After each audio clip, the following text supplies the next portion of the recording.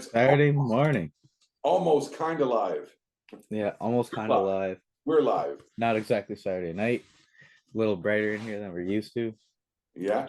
Kind of like it though. And I'm glad that you clicked the link and joined us to watch this as the second part of our show tonight. And we're very excited, eh? Yeah. Oh, I'm pumped. Yeah. I know a lot of people, a lot of our viewers mentioned their excitement about this one too. So Totally. So we're good. going to welcome, we probably should just welcome them in. This is the Marsh family that will join us today. And so we're going to have a chance to learn a little bit more about Ben and Danielle and how this came to be. And there we go. Hello. Hi, how you doing? Wonderful, thank you. How are you doing?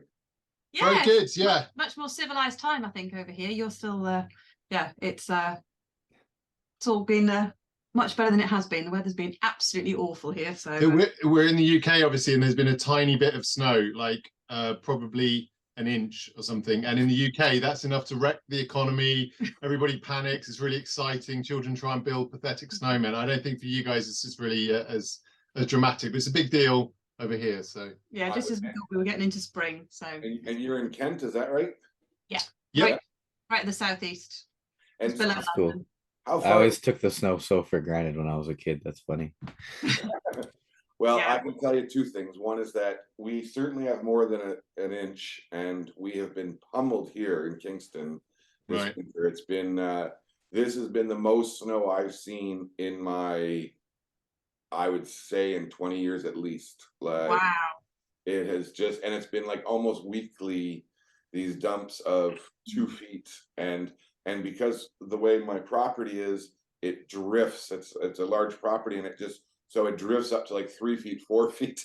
Like, wow. Yeah. Nothing like that here. Just basically a bit grey and drizzly, but people get very excited at the prospect of anything. Yeah.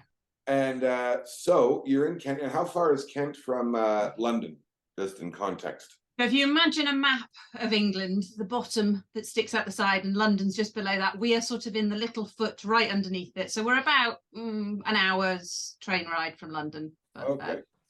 Yeah, right at the bottom near the coast.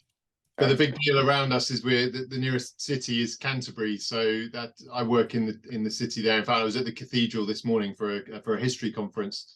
Yeah, so there's lots of beautiful kind of bits of heritage, religious heritage, and medieval and early modern heritage knocking around. But you're an hour from London if you want to get the train. Yeah, it's pretty good, and quite close to the coast as well, which is quite nice. And sounds so cool. And if I'm not mistaken, and just to make sure that I've introduced you correctly, Ben and Danielle, right? Yeah, that's right. Always good to make sure. And Ben, so in Canterbury today, so you're a professor, right? Is that right? Yeah, that's right. I'm a lecturer. I guess I don't know if Canada's the same as the US, but kind of associate professor or something like that. I teach about the history of the Atlantic world and the settlement of early America in particular, or what some people call early America. Instantly, you open up issues about what's called America and what's early, right? For whom? And some educational projects on things like the Age of Revolution and kind of schools initiatives. And my latest book was about attempts to grow silk, which is this big ambition that European empires had. And they managed to get all sorts of horrendous extractive things from the New World, but they never managed to make one of the commodities they always wanted to get to work. So yeah, I'm interested in history of failure, and I often get introduced as a historian of failure, which I think colleagues quite enjoy. Well, I was intrigued at how a British academic writer researcher gets attracted to the US South, because you've written extensively about that, correct? Yeah, that's right. Yeah, I mean, part of it came from my granddad in World War II, went and trained US pilots, and there was a big program in Georgia and places like Macon and elsewhere. Yeah, he always talked about, he was from the Shetland Islands, these tiny little islands at the top of Scotland, and he was always amazed by the food and kind of talked about this place, and he had letters and stuff. So that was part of it. And then also, yeah, at university, I had a supervisor that worked on that area. And so I think doing history from the outside is problematic, but always really interesting because you bring a different perspective. You're not like locked into how a whole field has kind of thought of itself. And there's dangers with being an outsider, and the claims that outsiders often make, obviously. But yeah, sorry, we've got. Sorry, one of the children sent something to the printer, and it's just going off, and I can't turn it off. I apologise for the noise. You can't hear it, but that is the least of the noises we've heard on the show. Yeah. Yeah, I bet since the pandemic, you've had your fair share of animals and technology, and yeah, because you guys started during the pandemic like we did in a way. Well, most certainly, Yeah. and that is, and we'll, I want to ask you about that, the start of this, the explosion with that first video on Facebook. But Danielle, am I correct? You work also in university, is that right? Yes, so actually Ben and I met many years ago now at university. I was a history undergraduate as well. So I, for about 15 years, was a history teacher in secondary schools. And we lived for 10 years in Scotland. And then when Ben got the job down here in Canterbury, we moved, and I sort of changed career at that point. Secondary school teaching is not particularly conducive, or it's not, certainly not easy when you've got kids at home and everything else. So yeah, so I shifted to working at the university, and I work in another part of the university, looking after students basically. So yeah, we both go to the same place, but we don't very often see one another while we're there. And you certainly have had a herd of children. Yeah, they're everywhere now. You almost have enough for a soccer team of some sort, or some very sports team. I don't really know sports, but some sort of sporting team. Maybe basketball team. Yeah. And so, and if I read correctly, and I'd never trust Wikipedia totally, but am I correct that you both sort of were singers and performers prior, like in your younger life? Is that right? Yeah, we did bits and bobs, like sang in bands. I think you sang in a band, and odd bits of musical theatre productions, but nothing professional. No, we were so in it was shows always together, basically, but it was always not that what we do is really professional now. I'm saying like, and then we had this amazing breakthrough in it, but it's not really the case. No, it's always been something that we've done together, that we've enjoyed. And then when the kids came along, it was just something that we used to do. We would do little videos for family at Christmas, and because we lived in Scotland and most of our family lived down in England, so by Canadian standards, not a massive difference, but quite a long drive for us. It was always quite nice to make videos of the kids to send to family and stuff. So yeah, it was something that we have always enjoyed doing. And yeah, the anniversary, I think it was yesterday, was the 3-year anniversary of the lockdown here. And in that first week when everything shut down and nothing was in place, and we didn't have Zoom that we could, goodness, none of us knew how to do any of this. We didn't have anything to occupy ourselves. And so we did a couple of songs. And yeah, it suddenly changed the trajectory of our hobby, which we still very much see in that area of something that we enjoy doing together. But yeah, now other people seem to watch it every now and again. Well, that first video, am I right? 3 days and 9+ million views. Yeah, probably more than that, actually. Yeah, I think in those. I mean, people talk about things happening overnight, but it really did. Ben was supposed to be out in the States at a conference, and obviously that was shut down. So a few colleagues that he would have met up with saw the video when we put it out, the One Day More sort of parody that we did, and sort of said, "Oh, can we share this with some other people that would have been at the conference?" And we said, "Yeah, why not?" And I think it hit sort of 15 million on his Facebook within a couple of days. We didn't have a YouTube at that time. It went on various news sites. We had no idea what we were doing, clearly, but yeah, there was a lot of, and I woke up in the morning having put it up at 10 o'clock on the Sunday night, and a friend from Scotland said, "Someone's just sent me your video from Australia." We were like, "What? Sorry."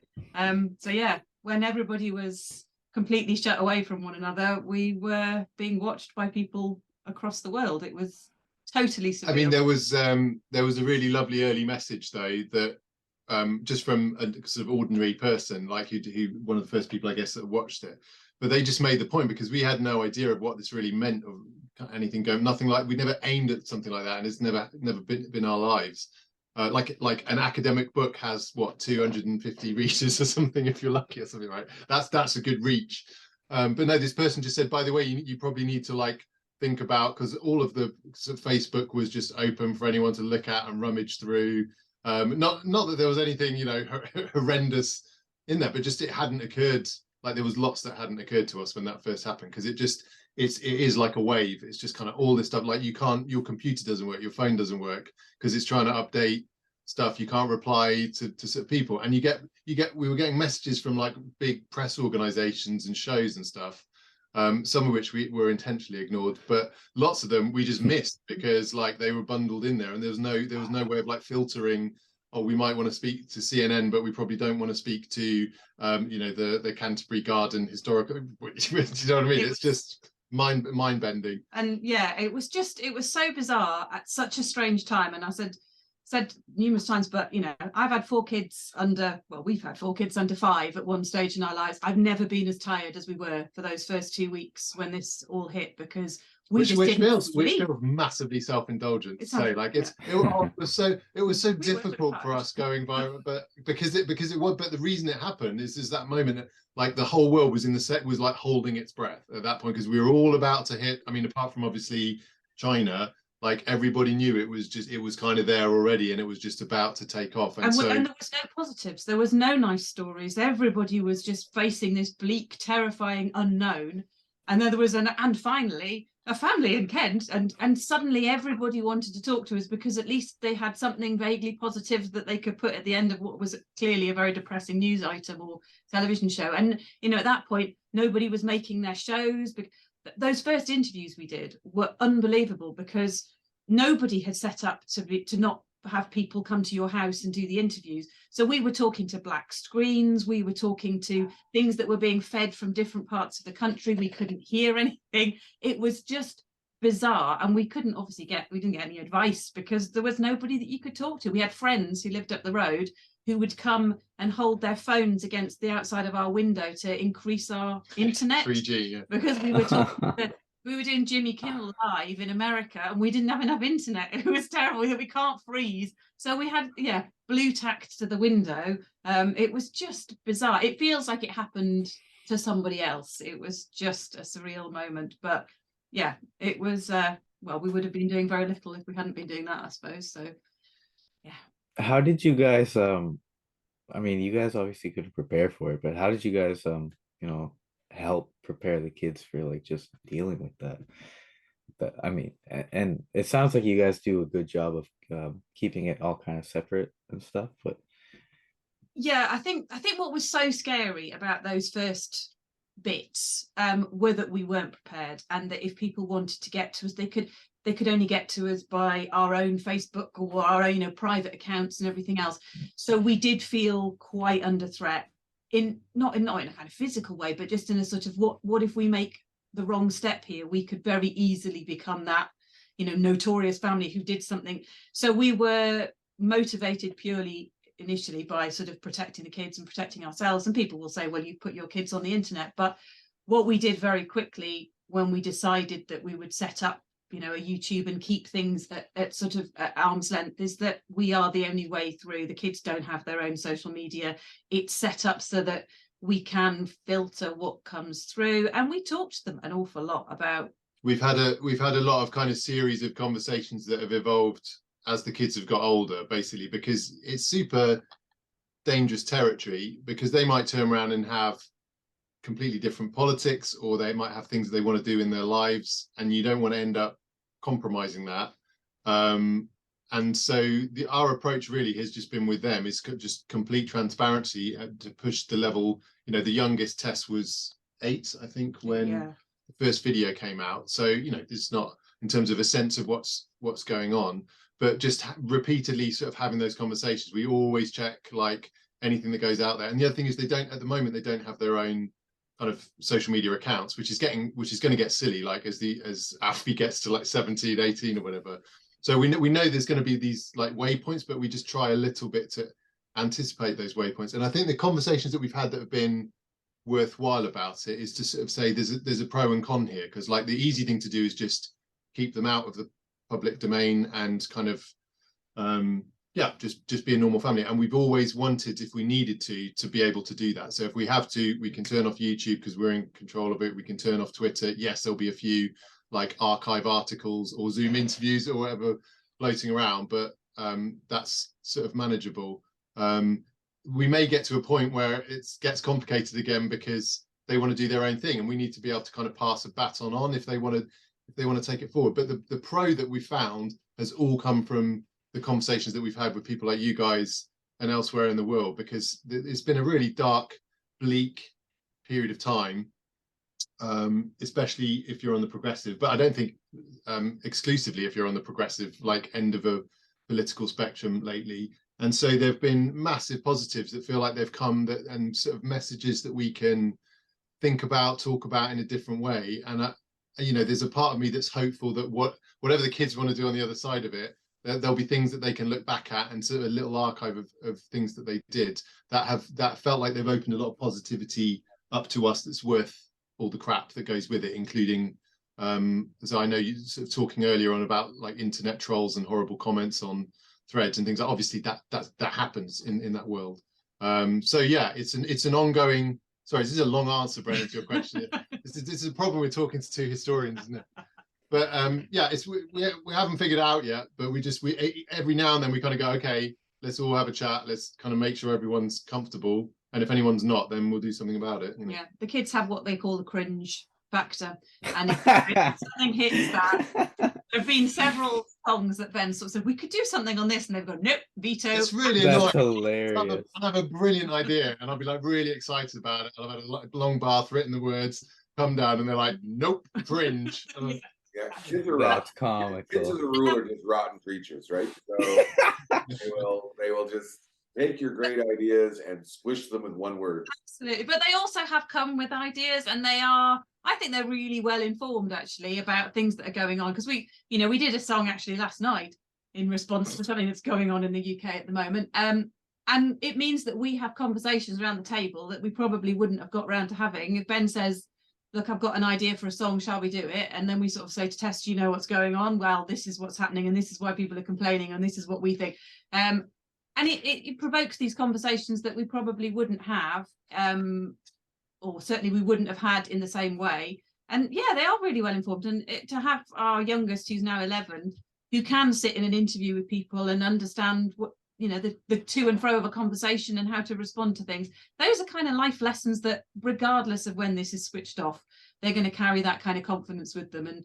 And 2 years ago, I think pretty much this month, we did a big television show in the UK called Comic Relief, which was a kind of us singing live, not in our living room anymore.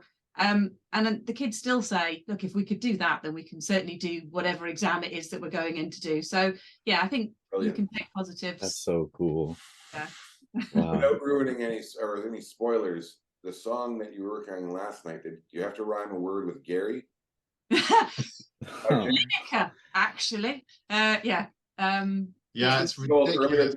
earlier this morning, I had no idea who that was, but it was on my Twitter feed. Someone had tweeted something, and so then I dug, and then that's the death of Twitter, right? So then 40 minutes later, I knew a whole bunch about soccer, more about football than I did when I woke up this morning.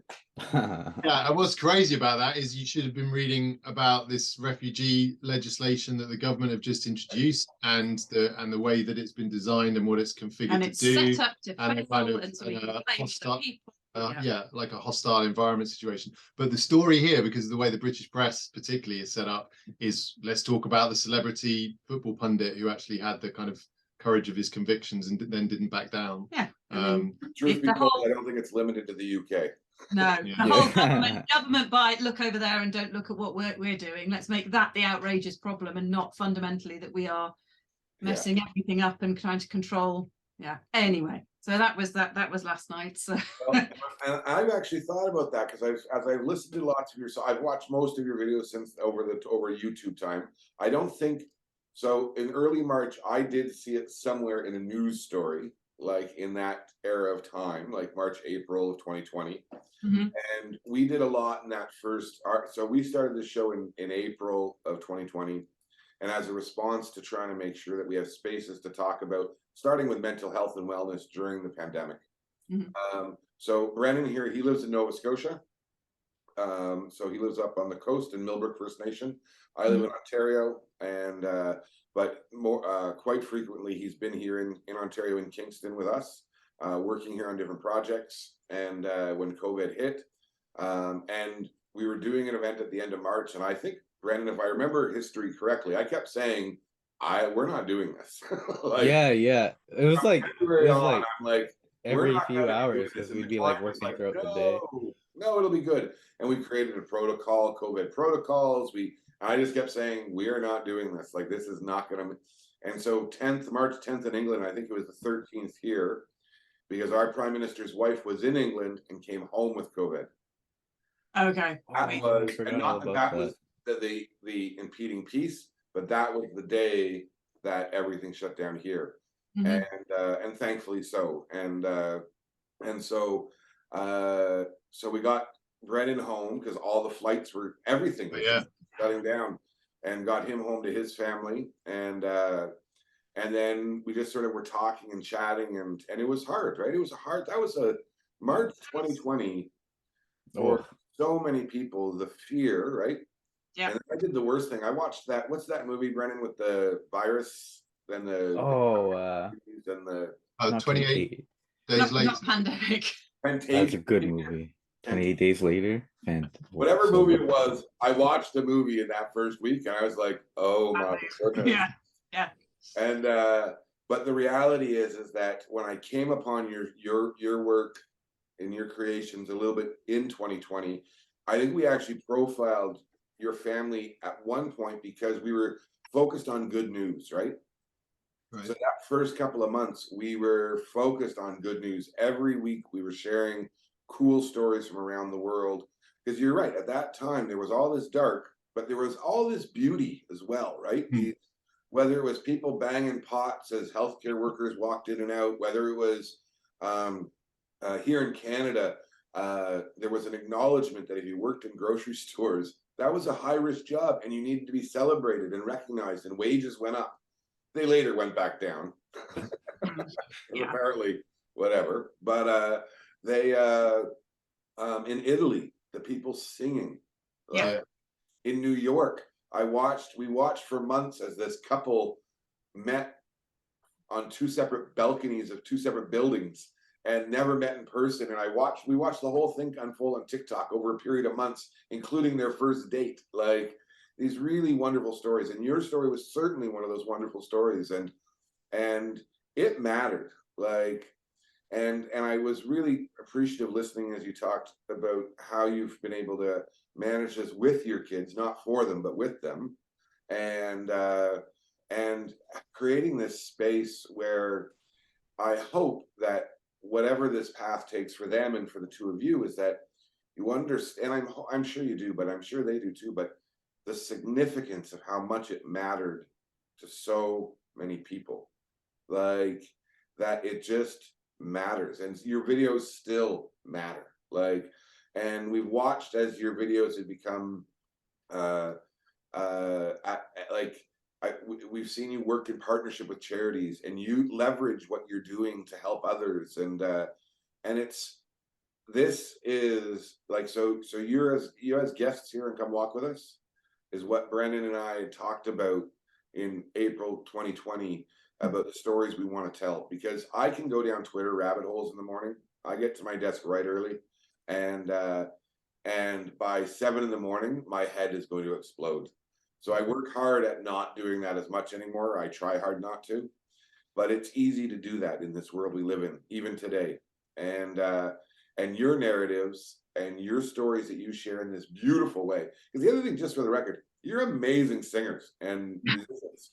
Like, I don't want that to get lost anywhere. You are incredibly talented. Like, that's the other thing. Like, it's not just that you're doing something good. You do it so well. Like yeah, I was really glad that you guys mentioned that you sang before, because I was gonna ask. I was like, are you guys just like karaoke stars or something? Like, no, actually, we'd only done karaoke, I think, once before. It wasn't. Yeah, but no, but we did.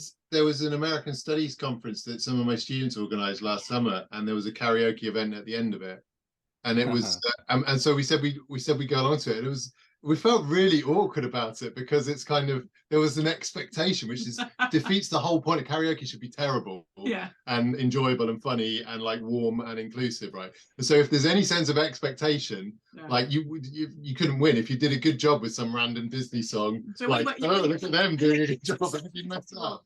Like, oh my god, look at that, we got up in, what did we do, Islands in the Stream or something. They're like, encore. What we were gonna do. Yeah, there was a proper press. No, I think, I mean, singing is just something that we've always done, that we've always kind of enjoyed. It's not necessarily something that you have to be phenomenally good at. I thought that was Boo. I thought that was our dog. Just like that. This is my dog Abed. Around the corner. I suddenly thought, why is it? Oh, it's not our house.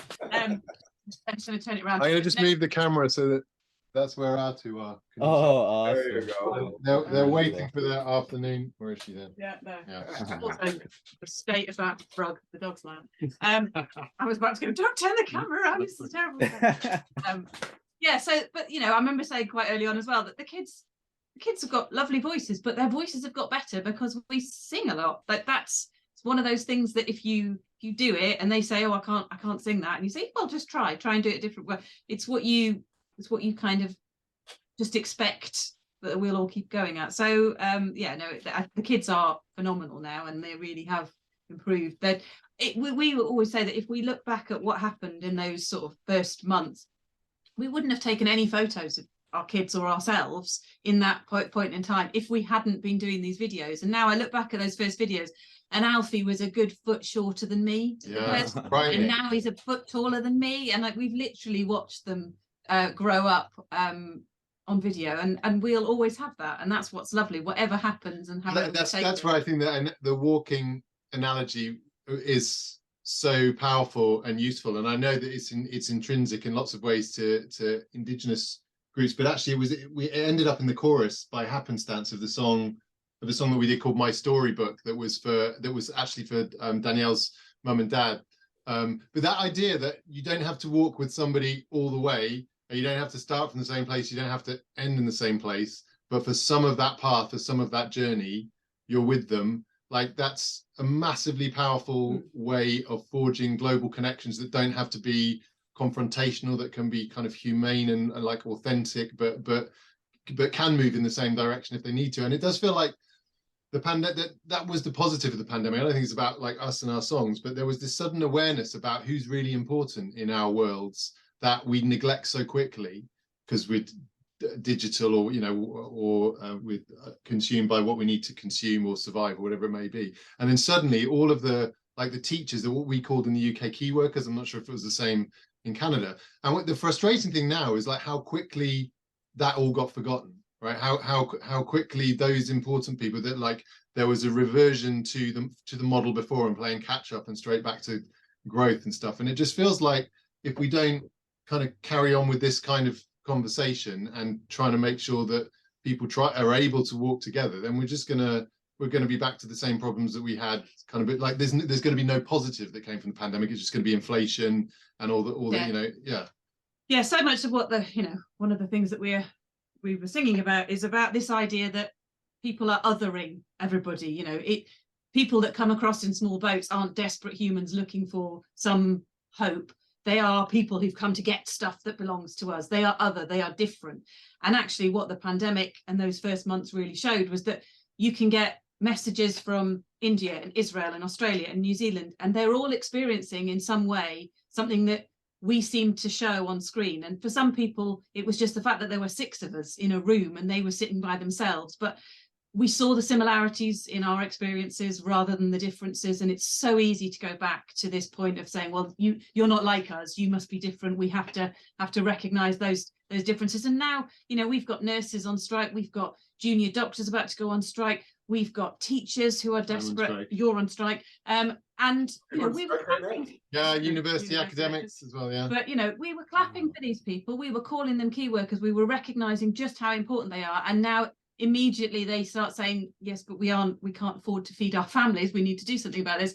Then suddenly the press are saying, they're holding us to ransom, these people. That it's just so frustrating that we are letting go of some of those positives that we found because it fits other people's narratives, or people who don't want scrutiny of what they've done or what they haven't done. They would rather make you look over there to fear the person that's desperate and coming over in a boat than looking to why we don't have enough here, because it's been mismanaged and or priorities are completely skewed. So yeah, the more that we can recognize that there are massive similarities regardless of where you live on this planet, the better, quite frankly. It's interesting, and again, it is global, right? These challenges, because even about 2.5 hours from here, there's a road, and that road goes from the U.S. to Canada, and it's a unmonitored border, I think, like, so it's an unregistered or unqualified border crossing. I don't remember the right language, but and historically, a number of, not tons, but many folks would come from the States into Canada through this way. And because of the treaties that exist between Canada and the US and agreements, Canada takes them in, right? And but that number has exploded dynamically. And that same language, right? Like that same attitude, that invasion, it's just so dangerous. And we have to close this road, and we have to close this, we have to, like, it is a problem, and there's no way you can't prevent, but the problem is they're not the problem. Yeah, this is the problem. Like, and how do we resolve it? And I don't know if anyone, like, from in a leadership role in this world is getting that, right? It is, and you're right about that.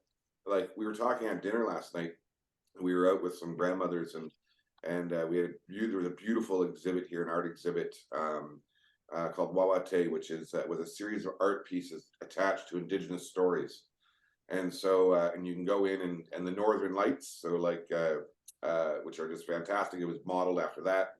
And so we went for a bite to eat after, and we were talking about the fact that we were talking about norovirus on and it's exploding on cruise ships, and it's going to the States, and they say it's going to come to Canada, and a piece of it is that, and we were at that table, and several who were health nurses, like retired nurses, grandmothers who were nurses, and we were talking. I said, the difference is that 3 years ago, if you came into this space, you would use that squirt, you'd wipe your hands, right, everywhere you went, and even that simple task, right, has been lost. Even when so one of the things that it did is we reduced the flu, reduced the cold, reduced certainly norovirus, all these other things we were free from for about 2 years.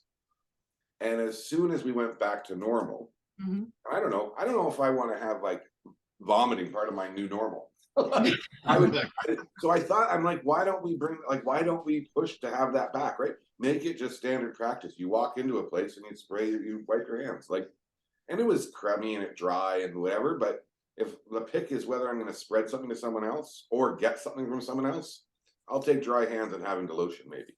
Like, absolutely. I mean, whether it was washing your hands or, goodness, the masks became such a thing. But fundamentally, if you're full of cold and you have to go and sit with somebody, put a mask on, you're probably less likely to give it to them. I mean, whether you call it COVID, whether you call it cold, whether you call it flu, probably just ideally not giving it to the people that you're with is preferable, but it's become such a thing now that we don't have to wear them anymore because we're free to get ill again. Great.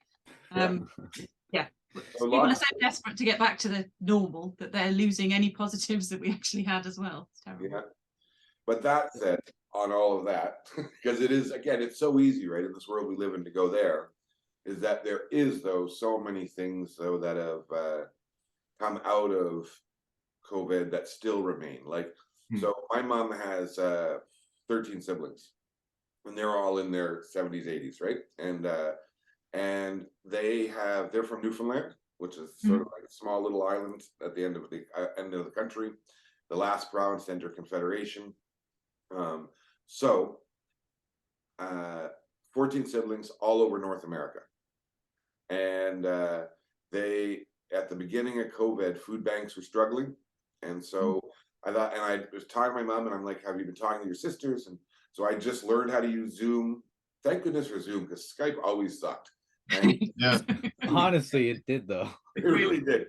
And it was around for so long. You could and so I hooked up my mom and a couple of her siblings and said, if you can get all 14 on this call, on a Zoom call, You'll have 3 Sundays to do it. And if you can do that, we'll make a donation to the food bank in the very little village that they're from. And week 3, or it actually ended up being week 5, I think, but they all were on a call. And some of those siblings had never seen each other face to face in 50 years. Wow. And not because of like distress, they just lived in different parts of the world and 50 years they hadn't seen each other face to face. They talked on the phone, they'd written letters, but there they were. And now this summer, the majority of them are going back home to Newfoundland. And many with like children and grandchildren helping them, right? Like to get there. And that gift for them is the result of that process, right? Yeah. Absolutely. I mean, and that's one story, and I think there's thousands of other stories like that. Yeah, I mean, and even, you know, the way that we work now, because for instance, conferences about history, or we have a Centre for Indigenous Studies at Kent, led by a colleague called David Stirrup, which, you know, that work requires a lot of partnership work, a lot of conversations in order to be led and directed in the right way. It needs for the kind of the metropole to take a back seat and to basically listen and be plugged into where the priorities are among Indigenous communities. And that's really hard to do in a way. Again, poor metropolitan historic centre of empire, but it's hard to do from this side of the pond. But suddenly, with that acceleration of the digital, like, it's possible to bring people in. We're really much more sensitive to timelines and to who you can get then from Indigenous communities in Australasia and have at the same time that works for somebody in Canada or in Miami or wherever it may be. And it's a chance to have those conversations, but you're not spending vast amounts of the Earth's resources flying people around, you know what I mean? It's burning up CO2. So I think there are kind of positives in there, and it's just about making sure that we articulate them and like configure them in the right way to hang on to what was worth learning from, I suppose, from the pandemic. Even just on a personal level, like you're talking about your sort of family.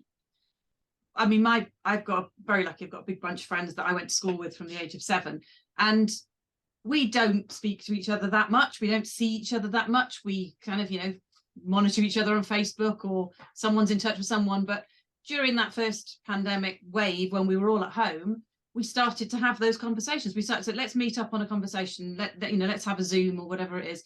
And those kept going. And actually, I know more about their lives than I would have done if we had been able potentially to meet up, because we wouldn't have met up. We just, you know, it was when we knew we definitely couldn't, that we were willing to sort of take the time and sit down and say, I'm going to contact those 6 people and have a conversation with them on a Friday night. And actually, that's sowed so many, or supported so many foundations of so many relationships, and allowed them to grow in a way that they wouldn't have done if we'd all been too busy racing about, getting on with our lives, knowing that we could see them at any moment, but then didn't.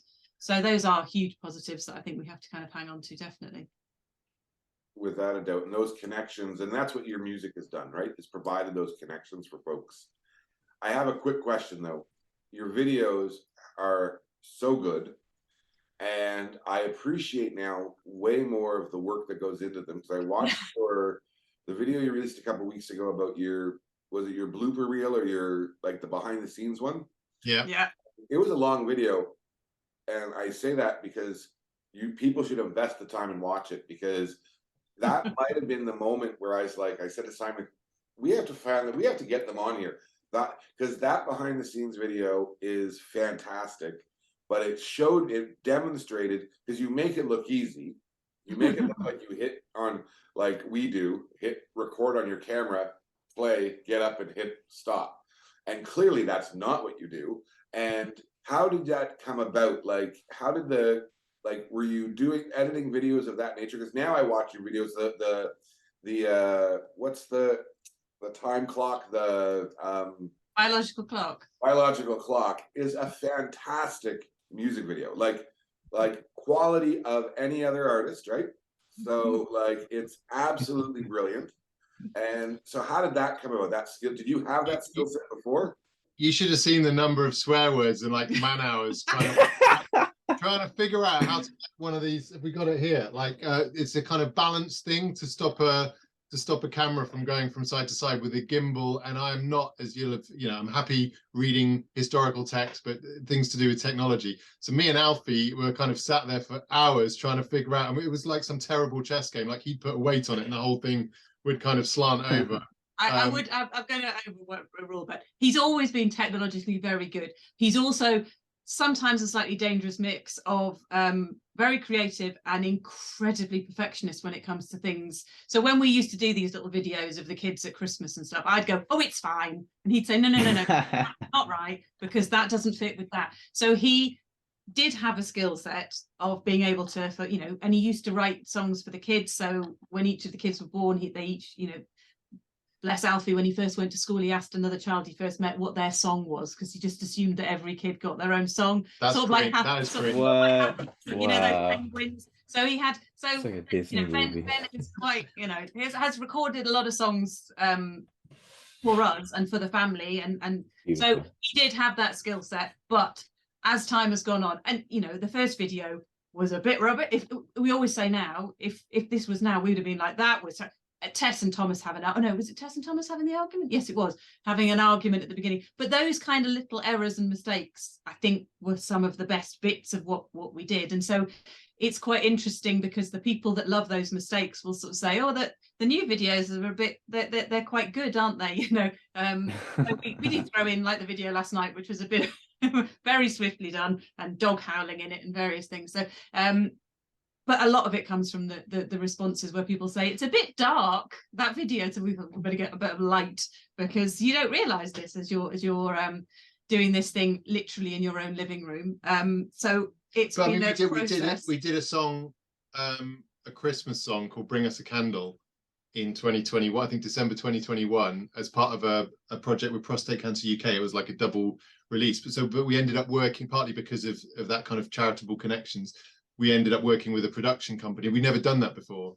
So it was really eye-opening, kind of watching how these other people work. But then you sort of think, like a lot of things, you sort of think, well, these days we could probably do that a lot cheaper, like, because we just can't afford to do. But also then you can cut you're in control of what story you want to tell, and you're not going to embarrass the kids, because as soon as we lose that sense of control, it's not within the family anymore. And I think that's, like I was saying before, in a way that's a bit of a challenge of like what the next step might be, because if you want to go and start doing gigs and kind of performing as musicians or kind of doing shows or whatever, then you need to get outside your comfort zone. But I think that a lot of the magic comes from being in the comfort zone, so they don't feel silly what they did. They have the arguments, and to be honest, it's hilarious going back through because there's so many failed attempts at most of the songs, and people messing up, or a dog coming in and being sick, or whatever it may be. Like we only left the reasonable ones in most of the blooper reels.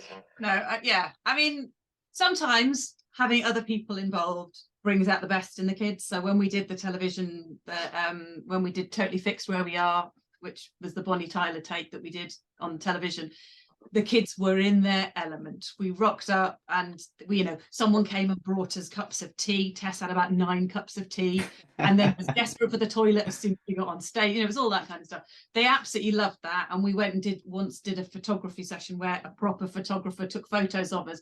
And what the kids will do for somebody random who is a professional, and what they'll do for us is entirely different. I'm not doing them, but equally, they'll throw themselves into something in our living room that they wouldn't feel comfortable doing. So far we've managed to find a balance, and we've definitely grown, and they're much better. I mean, they're better musicians, they are better technologically. Thomas, we have a little separate thing that we do with a Patreon site, which means that people can sort of support us, and we do little podcasts, or the boys do podcasts for that, which they've been doing themselves.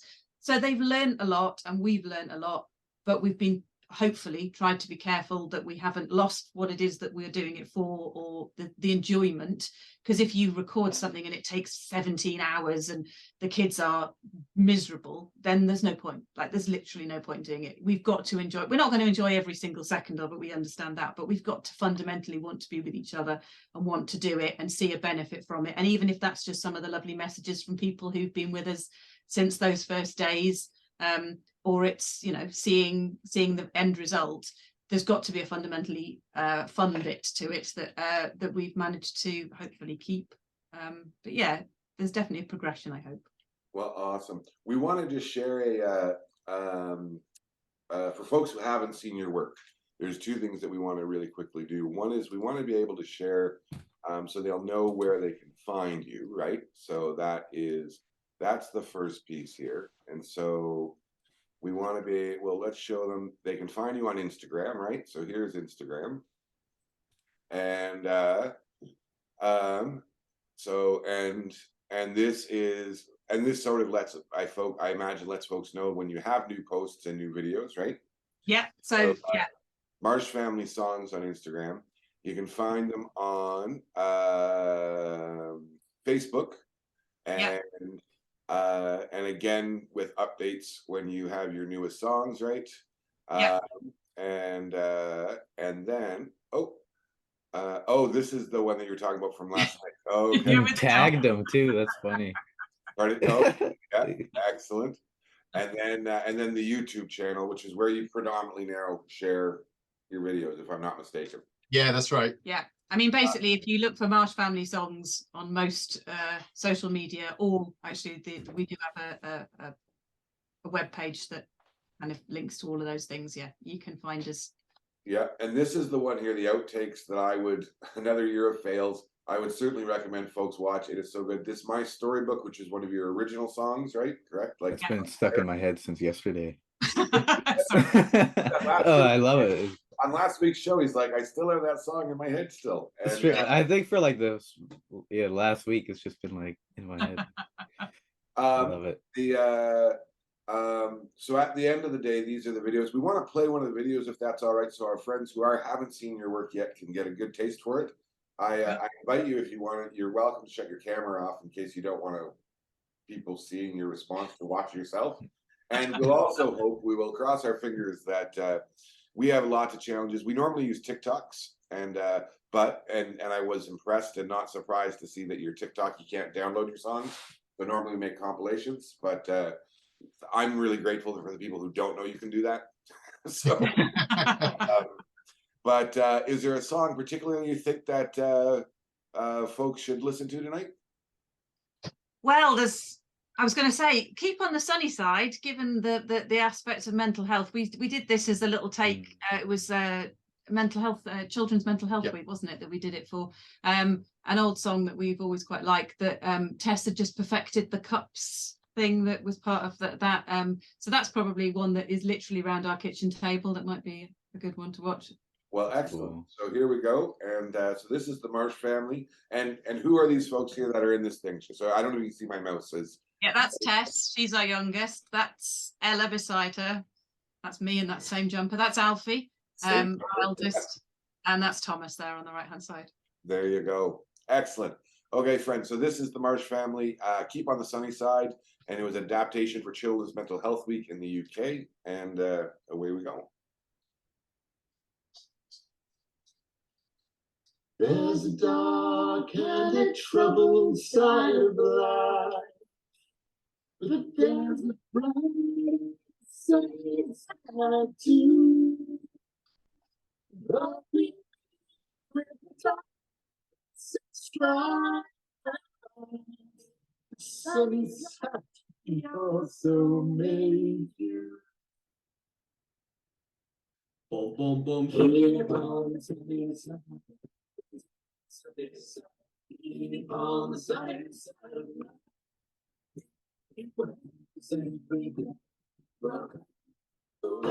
If we keep on the sunny side of life. The storm and its fury broke today, crushing hopes that we cherish so dear. The clouds and the storm will in time pass away. The sun again will shine bright and clean. Keep on the sunny side, always on the sunny side. Keep on the sunny side of life. It will help us every day. It will brighten all the way. If we keep on the sunny side of life. Let us read with the song of hope each day. Though the moment be cloudy or fair, let us say,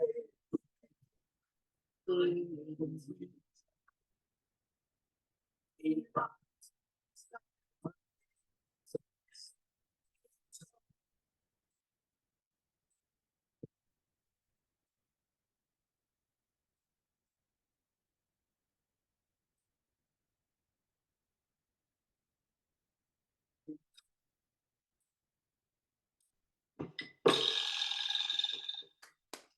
delightful. was very Absolutely good. delightful. Dodgy start, but you know what? I liked it. I liked it. That was absolutely fantastic. So We good. managed to grab Ella from next door for a second. You like doing the sunny side, didn't you? Yep. What was the most challenging thing of doing sunny side? The cups. The cups. There was Learning the cup. Well, How long did it take to learn? We did it when we got back from a football match. It took us about 20 minutes, but it was the boys that struggled, so they didn't actually do it in the video. No. Oh, that's it. Okay. It Wow. wins some crumbs. Amazing.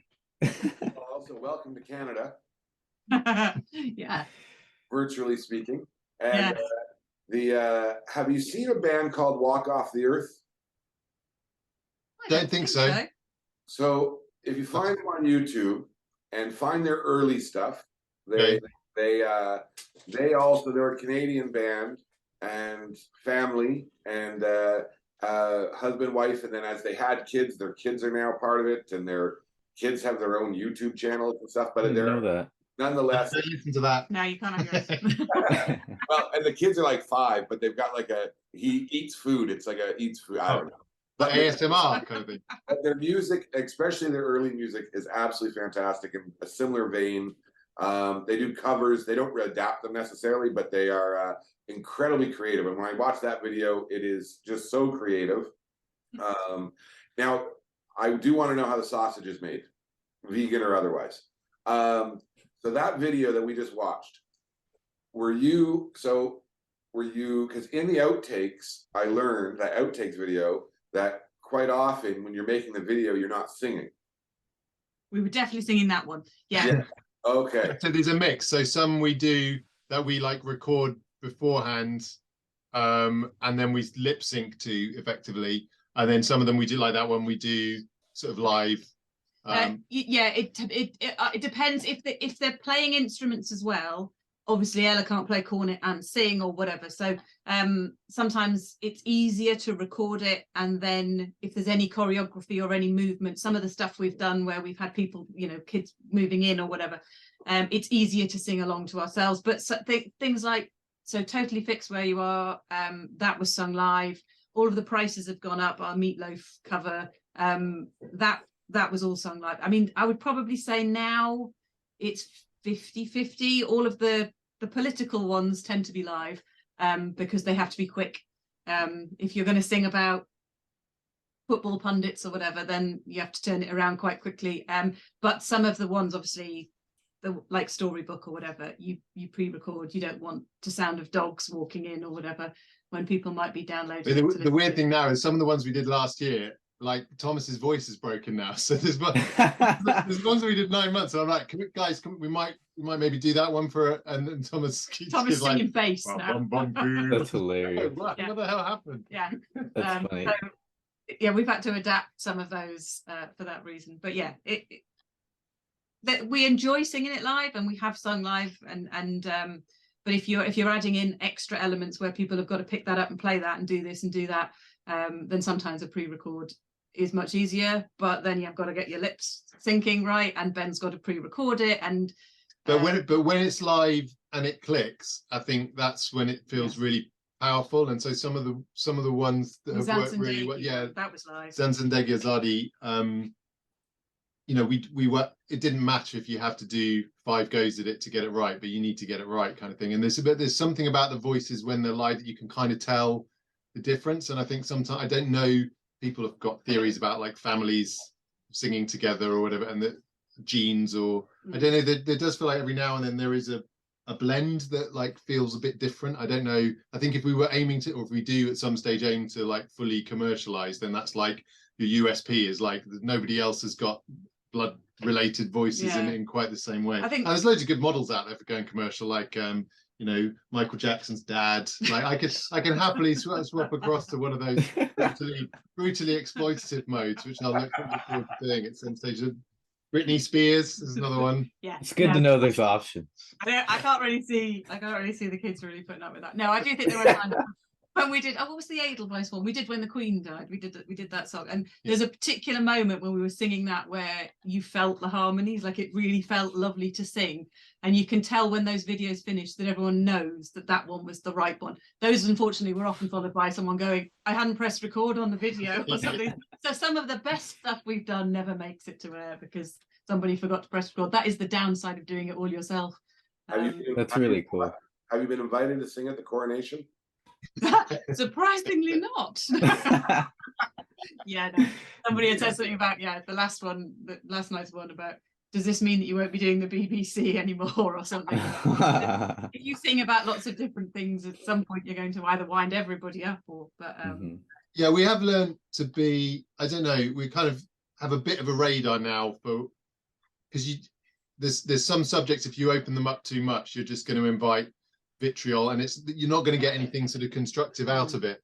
And you know, we lean to the we're sort of centre left in terms of politics, and there's a occasionally on our threads we get some people, oh, you've become political now, and I'm always really struck by that idea that you've sort of, because I don't feel it's a political, there's lots of things that I don't feel people define as a political issue, and I don't really think of them as political, sometimes cultural, sometimes social, but there are some areas where we will kind of, I think, just park for now, or you know, that we don't want to get the kids involved in or whatever, that might be ones to return to. But I'm always excited when we find those bits where someone that leans the other way still finds something funny, or still finds something, but it's not that we're being inauthentic, right? So that song, for instance, that we sang after the Queen's death, it was personally, I'm of a Republican mindset, right?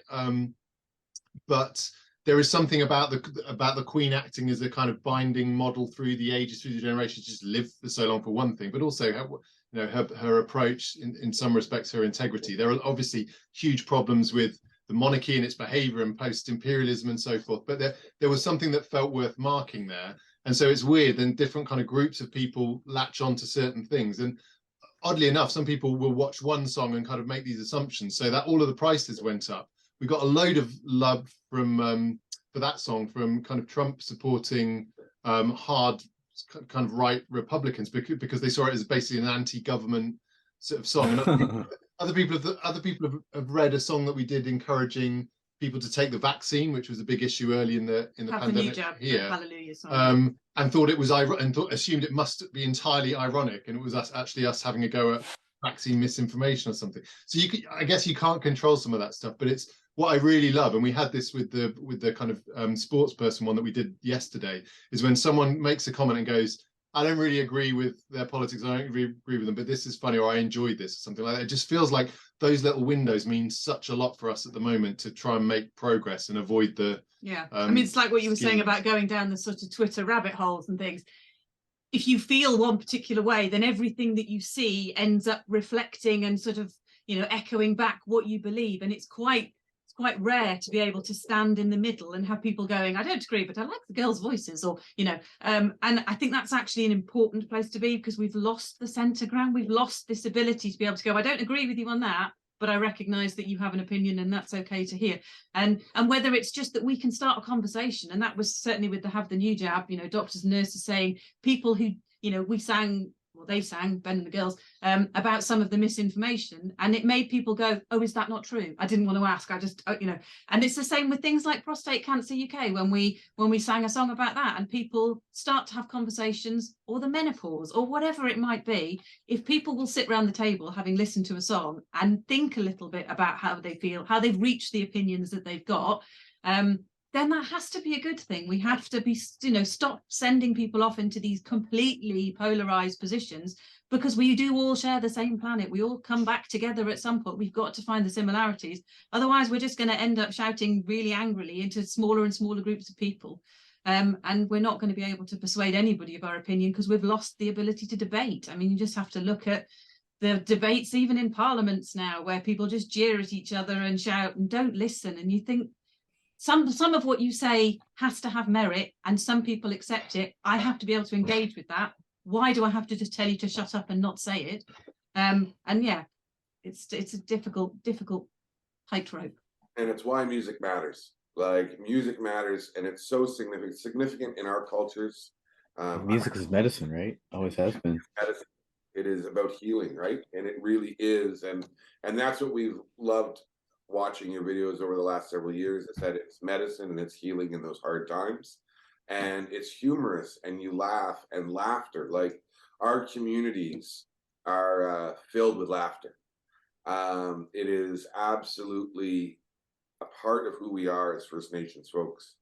And the reality part of it, I think, historically, is that when you experience what we've experienced in Turtle Island or North America, we have to be able to laugh. Like, and that music, wherever it comes from, whether it's from our drums or whether it's, last night we watched these beautiful young people, Dakota and Jaylene's kids, Brennan. Mm-hmm. 4 of them opened this art show, and they drummed, and they're like not 8 to 14 years old, and the medicine that came out to the hundreds of people that were watching. And then we had 2 young women, an 18 and 19-year-old, they're Ichinook, so they're Inuit, and they were throat singing and sharing the teachings of it. Like, it's just medicine. It was just healing for the whole space and for everyone. And the same thing applies to the music that you create. It's that healing medicine. And I want you to know that we really support the work that you're doing, and we'll do what we can to be supportive. One of the things that that we would like to do is, and you had actually shared it already, and we had it here ready to go. This is your Patreon page, and so we like to support emerging artists. And although you've got millions of views, maybe still emerging qualifies, I think.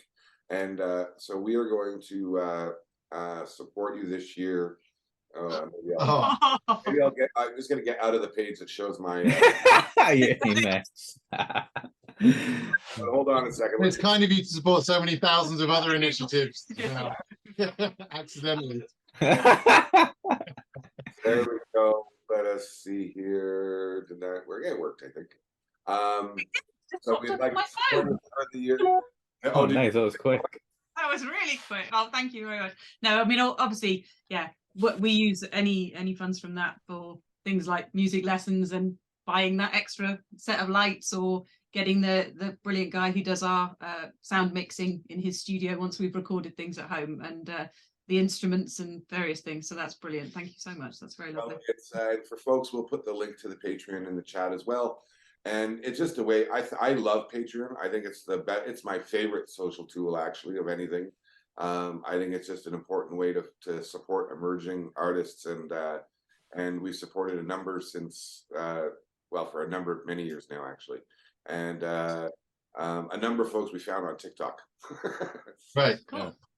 But I think I think that's what's cool about some of these platforms now is, and it feels like in a way for us, some of the next steps to carry on those conversations and what we talked about before, which is walking with people for a while, is maybe to think about sort of collaborations. And we don't have a team or a manager or a label or anything like that. But these days, that doesn't stop you if you have the right model or the right subject or the right collaborator to kind of think about combining voices in a different way. So, I mean, there's plenty of voices in this house at the moment, but I think some collaborations looking forward. And the other song that we got coming up comes back to our Facebook thing, because it looks like we have way more followers on Facebook than we really do, because we got hacked on Facebook. When was it? Last summer. She still doesn't want to talk about scary. it. But she was the one that kind of. I clicked it. She clicked. Oh no! It happens to so many people. So we've got this song coming up called "Mother Hackers," which is us. Which is us having a go at the hackers, and we're trying to save up some of the Patreon money to really like produce that properly, and we'll make our own video at some stage. But yeah. No, it happens to everybody. A buddy of mine got hacked the other day on like Discord. So it feels so personal. It's when it happens and you realize that everybody that you're trying to talk to is a bot somewhere that doesn't. Oh yes, this is filed. We'll just nothing comes back. You actually have nobody to go to and say, can you please help, something awful's happened. So yeah, it was a horrible period in time, and I know that it happens to a lot of people. So doesn't make you feel any less ridiculous when you realize that you fell for something and you shouldn't, and there was a moment where I thought this might not be, and I just ignored it. So yeah, there's a few things like that that maybe will strike a chord with other people as well. And last question: have you been to Canada before? I have. I've got family in Canada, actually. My grandmother's eldest brother emigrated to Canada when she was very little, and yeah, so there is a whole wing of our family out near Toronto. So I haven't been for a very long time. We came out when I was about 16, I think. And in fact, when the COVID thing first happened and the first song came out, I got some messages saying, "Hello, we're your cousins in Canada," and I was like, "Hello." So Cool. yeah. But it is, yeah, definitely want to come back. I've not been, but I'm working on the loyalists and the loyalist diasporas after the American Revolution at the moment, because I said at the start, right, interested in the history of failures or losers, and in some ways it's a bit unfair, but in some ways they were kind of the losers of the American Revolution. Yeah, I've been reading about Nova Scotia in the late 18th century, Brennan, but like Moggy. So yes, that's so cool. We would love to come back at some point. Well, I only ask because, you know, we've been thinking about, Brennan and I have been talking about doing a couple of Come Walk With Us lives. And I saw your Kissimmee video, which was excellent, incredibly well done. Brennan, this video, you did a partnership with like Visit Kissimmee or I Love Kissimmee or whoever the tourism branch is, right? Yeah. And I was thinking in my head, like Tourism Nova Scotia. I was thinking about here in Kingston, the group that was sponsoring last night's big art show, outdoor art show, was like the Downtown Business Association, like Visit Kingston. That we should maybe have a conversation and see if we can, yeah. Because sounds good. Sounds good. If this is a way that we can, to kind of meet some people in person, then that'd be awesome. One of the kids' big favorite musicals was Come From Away, that everyone absolutely loved, and obviously with our family in Shetland, there's a lot of similarities between that sort of island lovely community. So we've always talked about wanting to go. Oh yeah. It's so fantastic. And did they see it on Disney? Like, did they see it in London? We went and saw it in London, and then we watched it again on Disney. Yeah. We went. So my friend and I went last year in November to see it right before it was finishing up in Broadway. Yeah. And it is so good.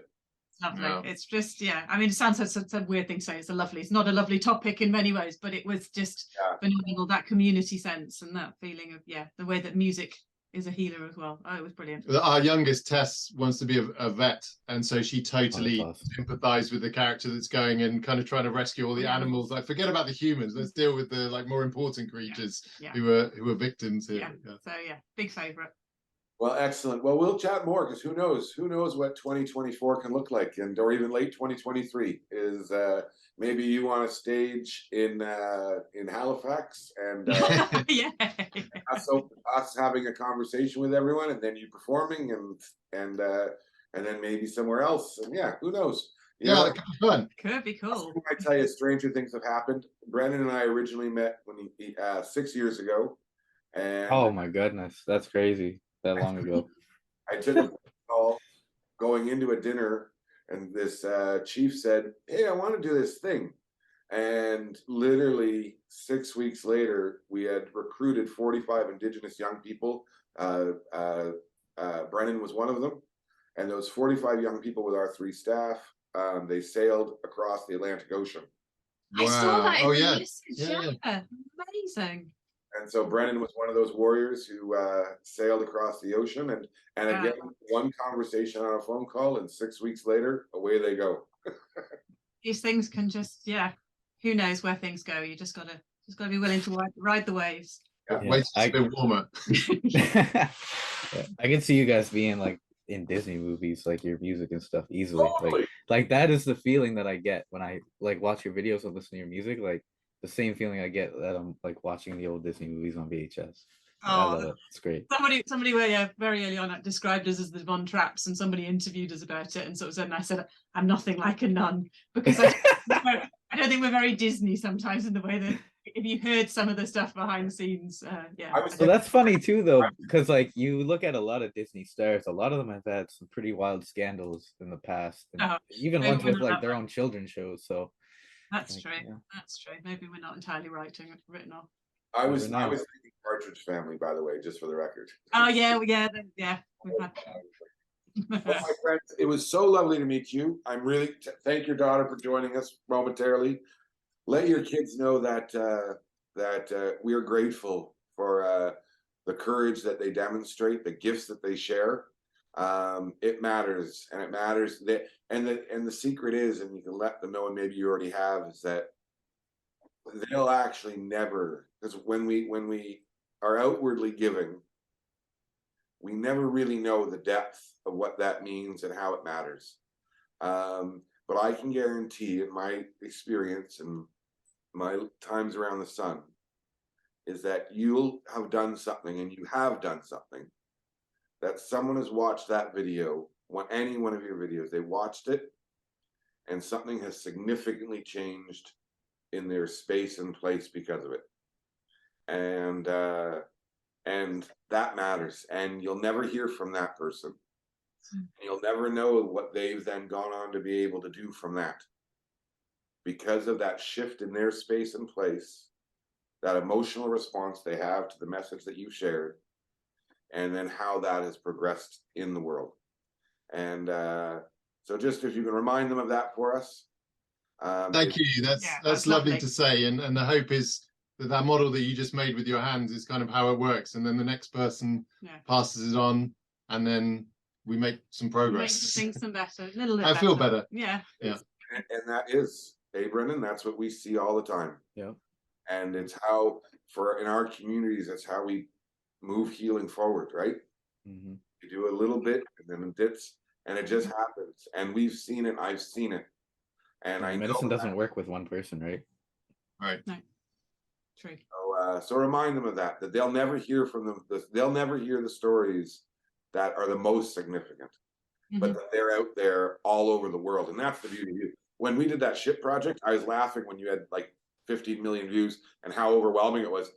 When we first we did an interview, Simon and I did an interview for that ship project, and I think it was shared like 1,000 times, and I was like mind blown. I'm like, holy Moses! Like, and so I have never wanted what you have. Just for the record, this show is pretty small and quaint, and we have a loyal following, and so just in frankness, 1,500 people maybe will see this at some point, but and that's a big, like, that's like maybe, and but it doesn't matter to us. Like, that's not why, right? We do it for the 20, 40, 60, 80 who come every week and have created this little community, and they're going to be so, I know that they're going to be so grateful they tuned in and watched tonight. So Chi Miigwech, which is big thank you. So it's not Miigwech is thank you, Chi Miigwech is big thank you.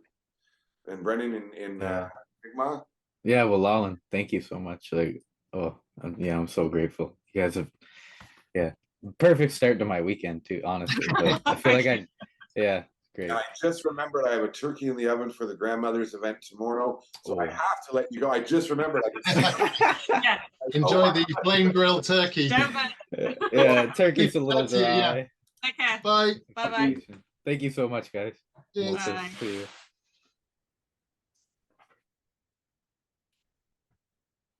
Well, my friend, that was absolutely fantastic.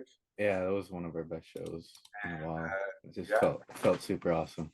Yeah, and so we'll say goodnight. And if you haven't seen the front end of this video, make sure you check out our Facebook page where you can see the intro.